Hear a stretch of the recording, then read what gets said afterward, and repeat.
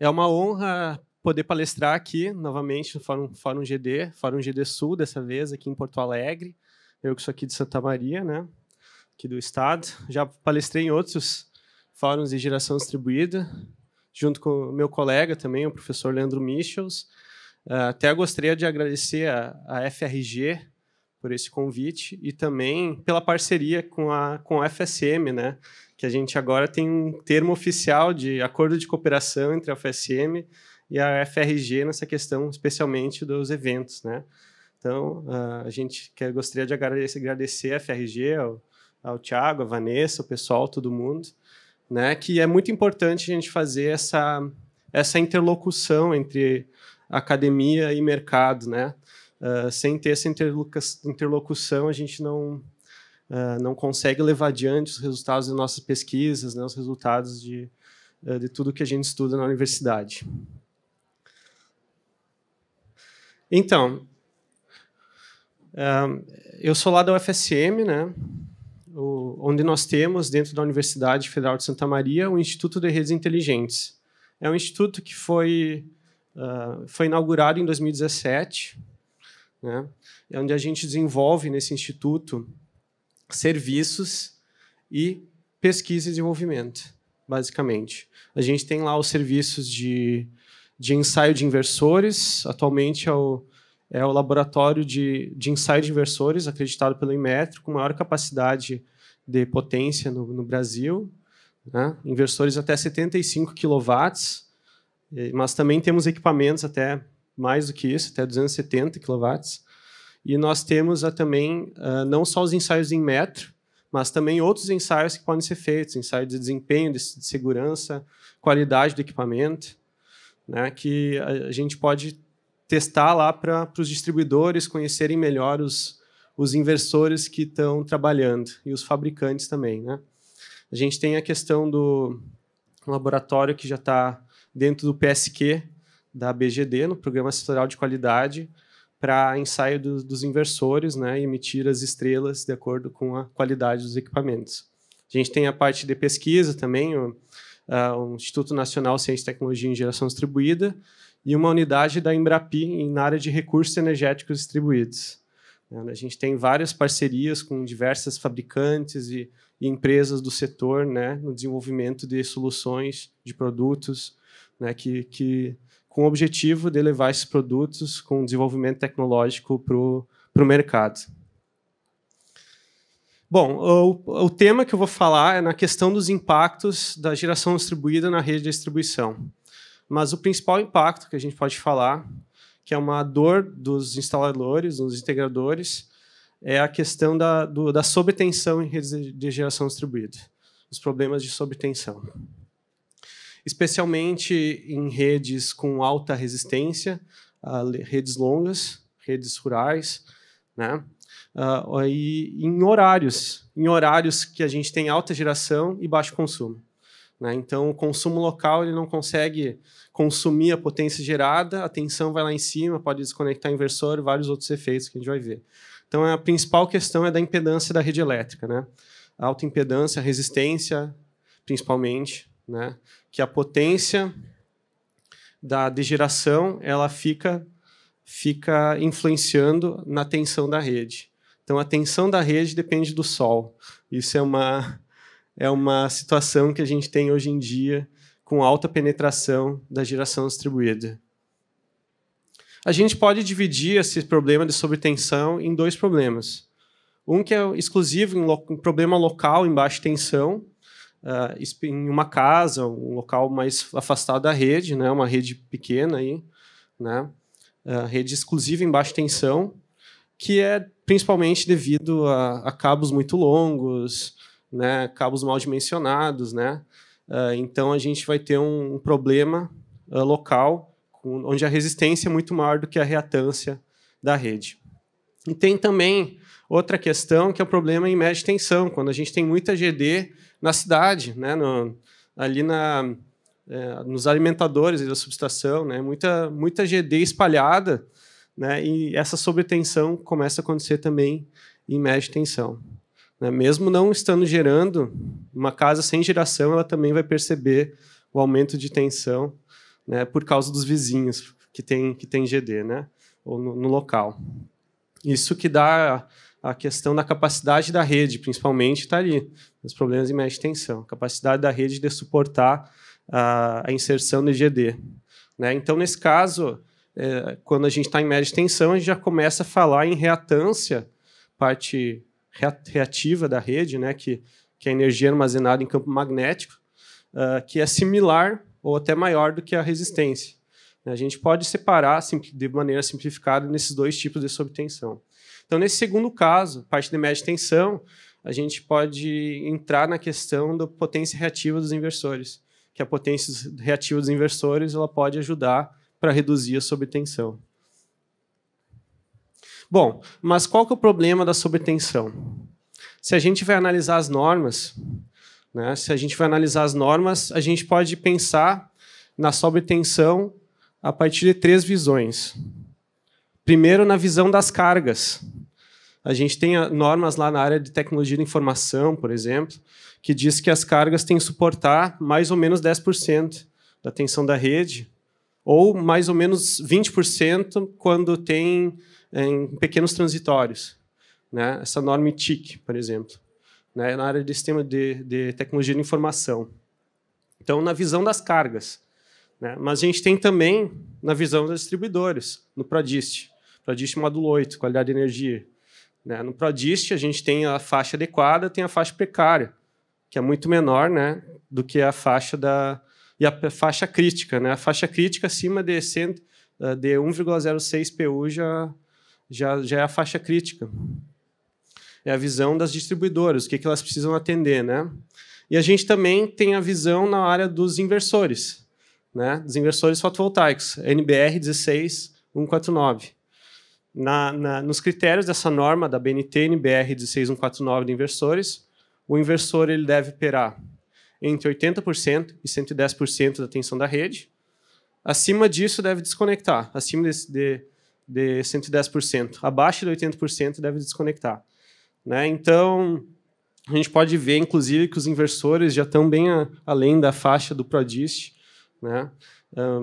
Então, até suportariam mais do que tensão do que o PRODIST recomenda, mas, mesmo assim, a gente tem esse problema da sobretensão. E quais problemas eu tenho? Claro, pelo fato dos inversores operarem, né, até 110% aí da tensão da rede, a gente vai ter ultrapassagem dos limites do PRODIST. Esse é um caso de uma usina aqui no Rio Grande do Sul.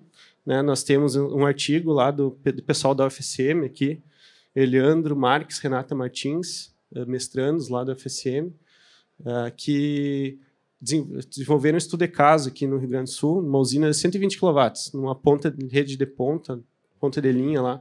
Mas a gente pode ver que durante o dia, que são várias horas aqui, vários dias, cada um desses picos é um dia de sol. A gente pode ver que a tensão da rede depende do sol. Né? Então, esses picos é quando tem maior irradiância. Né?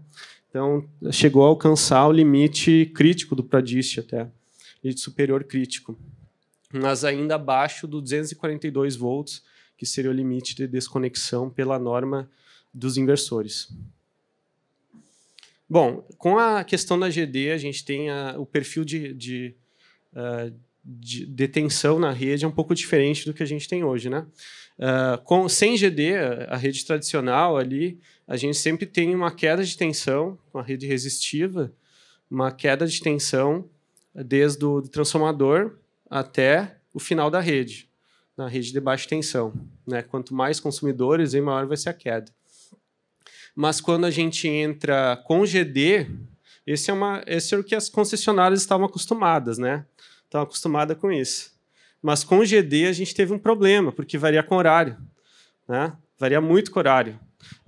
Tem horários de noite, por exemplo, início da noite, que vai ter a tensão que se reduz ao longo da linha. Né? Mas durante o meio-dia, quando a gente tem pouco consumo e muita GD, a gente vai ter a tensão que vai aumentar ao longo da linha. Então, as redes que estavam dimensionadas para uma faixa de tensão, agora elas teriam que ser dimensionadas para o dobro da faixa de tensão. Né? Então, a gente tem essa questão ali ou mais, né, de acordo com a questão, de acordo com a quantidade de GD que tem. Então, esse é um problema das concessionárias, né, que apareceu com a geração distribuída. Agora, fica até difícil, sem uma regulação de tensão, de conseguir manter os níveis nas mesmas redes que a gente tinha sem a GD. Outro problema relacionado à sobretensão, especialmente em redes que ocorre a sobretensão, em 110%, que o inversor começa a desconectar. Ocorre um fenômeno cíclico aqui de desconexão. O que acontece? Quando a gente está no meio-dia, a tensão da rede aumenta, está em 220, iniciou em 220 volts, vai até 240 volts, 242 volts, o inversor, pela norma, tem que desconectar. Né? Então, desconecta, a tensão cai imediatamente, porque parou a geração. Né? Parou a geração, depois ele retorna gradualmente a potência, retorna a tensão lá em cima, desconecta novamente. Então, ocorre um ciclo de conexão e desconexão com aumento de tensão. Isso a gente, inclusive, viu aqui no laboratório, fez um teste em laboratório, né, que a gente colocou uma impedância alta na saída do inversor, uma resistência elevada aqui, e a gente consegue ver aqui um fenômeno de aumentar a potência do inversor, logo em seguida desconecta com o aumento da tensão. Ultrapassou o limite e desconecta. Isso aguarda 30 segundos, a 5 minutos até, dependendo de como é que foi configurado o inversor. Depois ele reconecta e desconecta novamente, assim por diante. Uma conexão e desconexão cíclica. Esse é um problema aí da questão da sobretensão. Como que esse problema é resolvido e como é que dá para resolver de diferentes formas, né? Esses problemas relacionados aqui. Solução que é frequentemente utilizada, mas não é a solução correta, é aumentar os limites de desconexão do inversor. Né? Para muito além de 110% PU. Né? Aqui, no caso, a gente pode ver o inversor continuou funcionando com quantos volts? Parece 257 volts. Olha só. Esse que é o grande problema. Né? O problema é que as cargas elas são dimensionadas só para 10%. Para operar em regime permanente só com 10% a mais de tensão nominal. Né? Seria 242. E se a gente ultrapassa muito isso, o que vai dar problema? Vai estourar em algum lugar. Em outras cargas, talvez. Talvez em outras cargas. Talvez até ultrapassa um valor alto, começa a prejudicar o DPS. Né? O DPS é 275 volts. Né? O DPS pode, daqui a pouco, começar a consumir corrente e durar pouco tempo o DPS. Mas, principalmente, as cargas. Né? A gente tem que tomar mais cuidado com os outros equipamentos que estão na instalação elétrica quando sobe o limite de desconexão do inversor. E de quem é a responsabilidade por subir esse limite?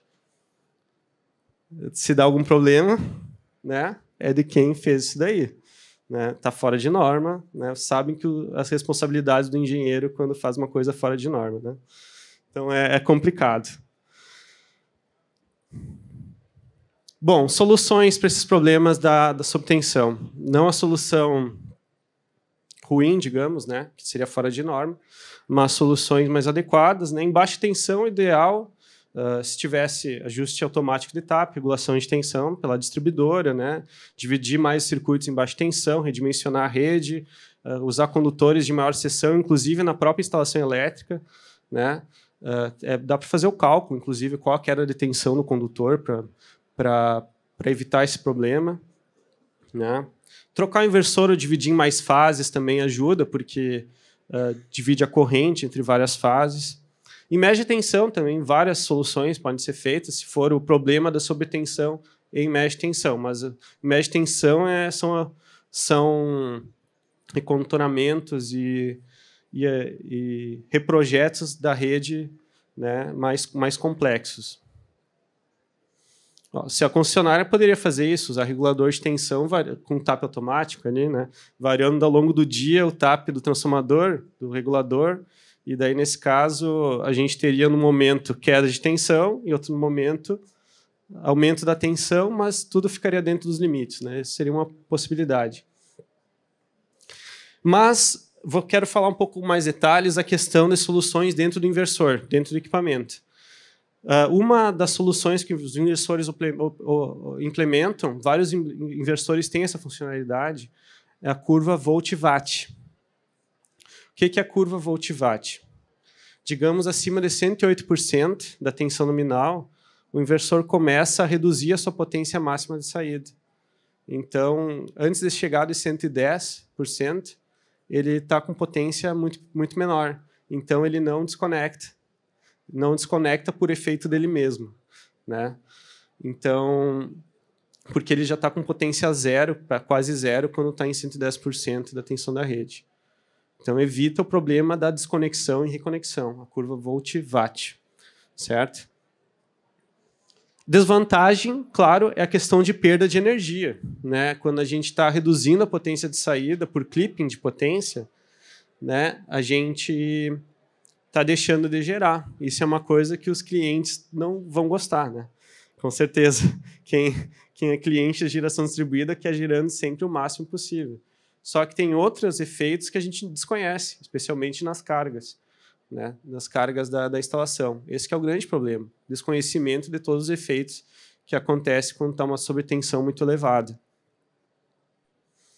E outra questão também, na vizinhança, pode ter um conflito de vizinhança aqui também, né? Quando vários vizinhos têm sistema fotovoltaico, todo mundo vai contribuir com o aumento da tensão da rede, né? Daí tem uma questão de desvantagem que é complicada. Quem fez o errado, que é aumentar o nível de tensão de desconexão, colocou para 260 volts, talvez, a desconexão, né? Ele vai manter gerando e vai dar problema nos outros vizinhos, né? Vai aumentar a geração dele e os vizinhos vão ter a sobretensão causada por ele. Então, existe uma questão de conflito entre vizinhos também aí, no uso da rede. Isso é complicado. Bom, mas na curva Volt-Watt a gente tem oportunidades. Da mesma forma que a gente tem perda de energia quando a gente está reduzindo a potência de saída, a gente poderia usar essa energia excedente para alimentar baterias.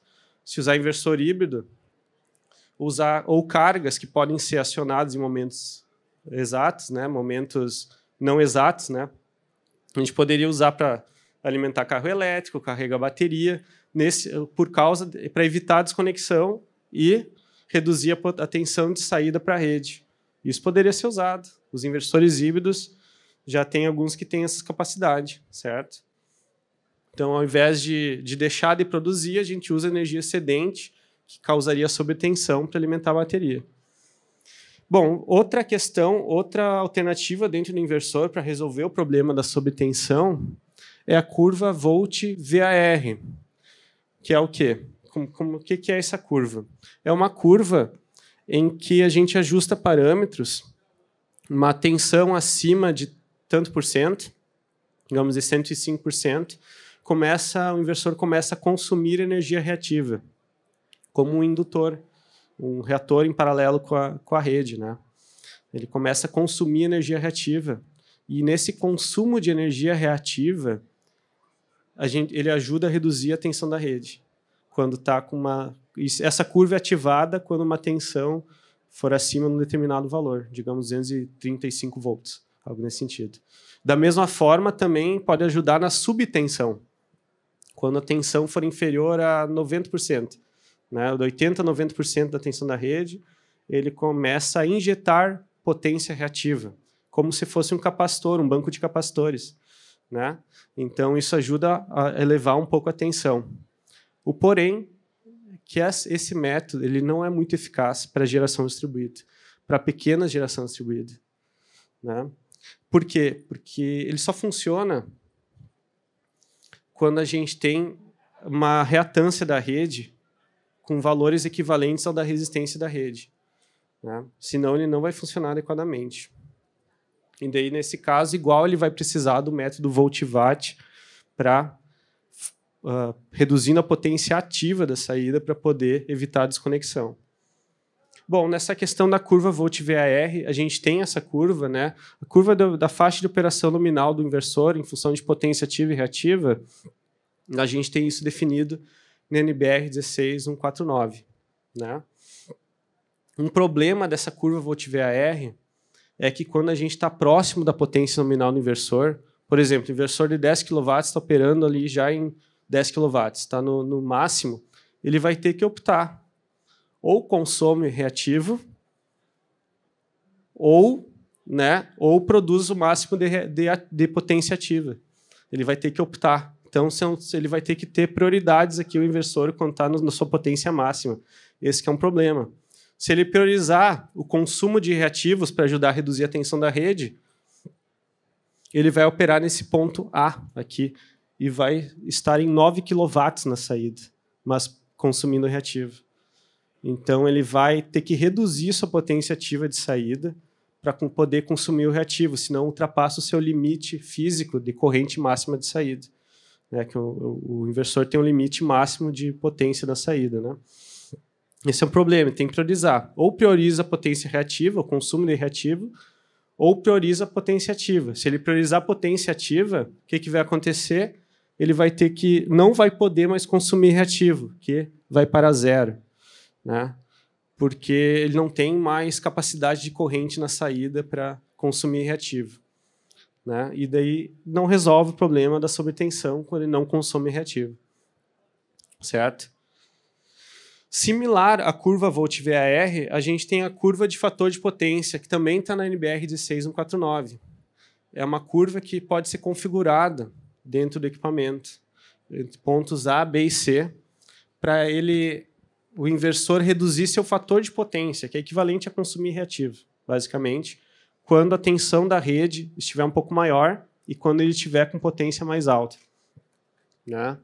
Isso também tem baixa eficácia em geração distribuída pequena. É só para gerações maiores que vai funcionar melhor. Né?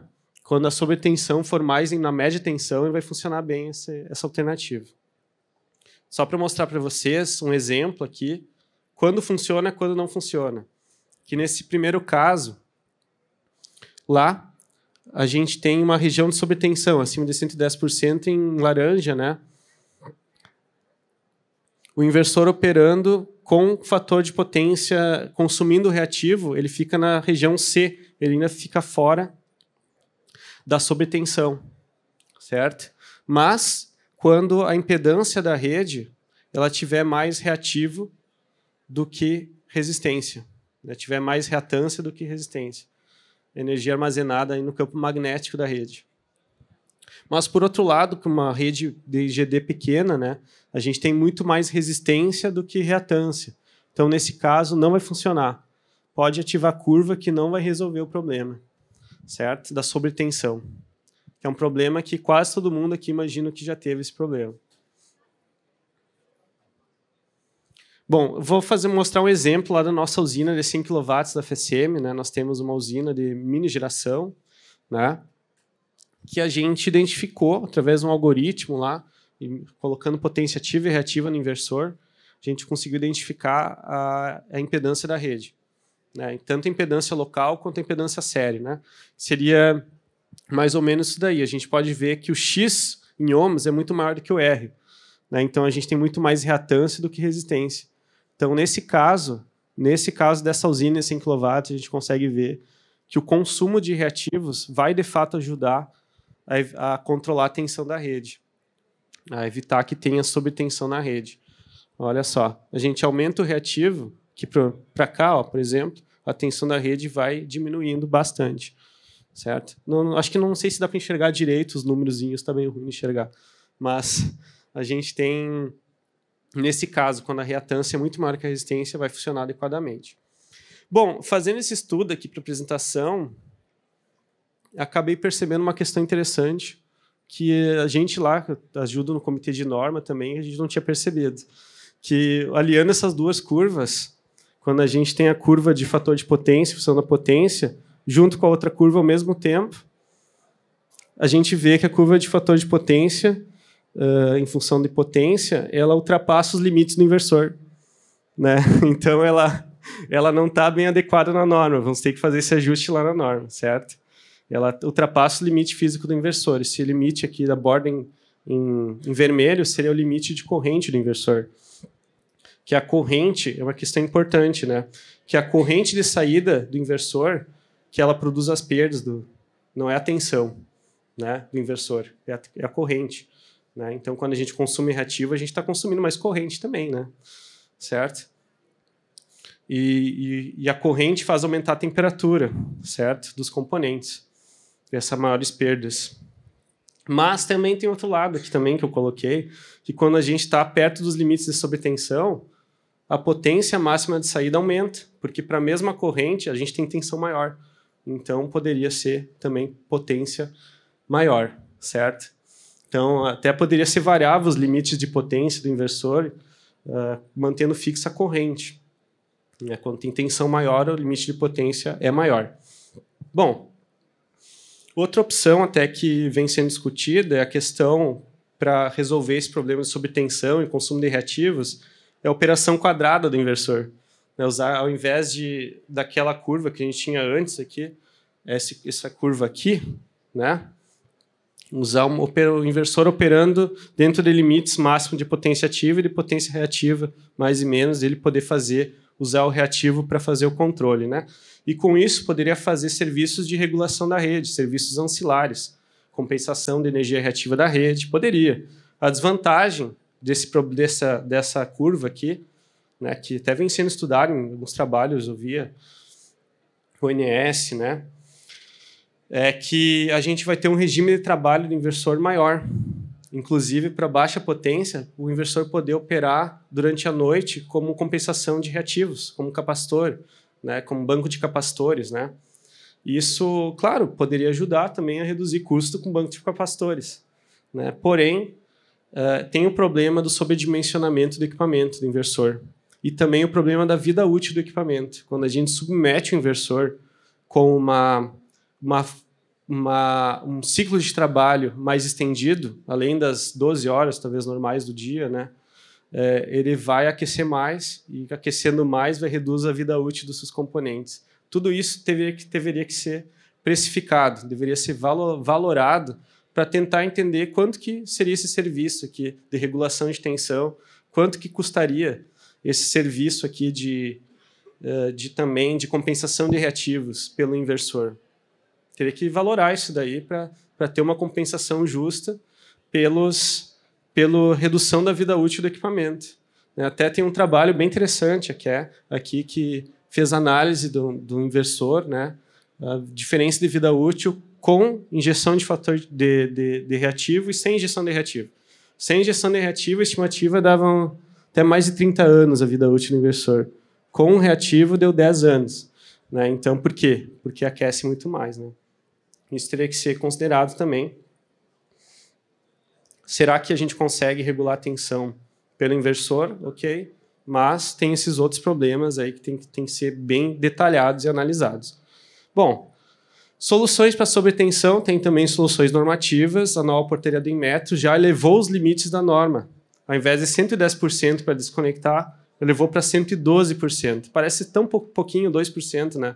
Mas isso daí é considerando queda de tensão dos cabos do inversor, certo? Queda de tensão dos cabos e também 2% faz bastante diferença para evitar a desconexão. Claro que faz. Né? Então, e além disso, considerou a operação transitória até 118% da tensão nominal. Que isso também é importante para evitar desconexões desnecessárias, né, do equipamento. Bom, a gente tem os desafios relacionados a esse problema de sobretensão e redistribuição. Desafios relacionados à questão de reativos, né, de uso de reativos como serviços ancilares. A gente tem o problema da questão dos vizinhos que a gente tem hoje, né, que quando um vizinho está produzindo muita energia, gera tensão no outro vizinho, gera sobretensão no outro vizinho. Né? São todas questões que vão ter que ser centradas muito a fundo ainda.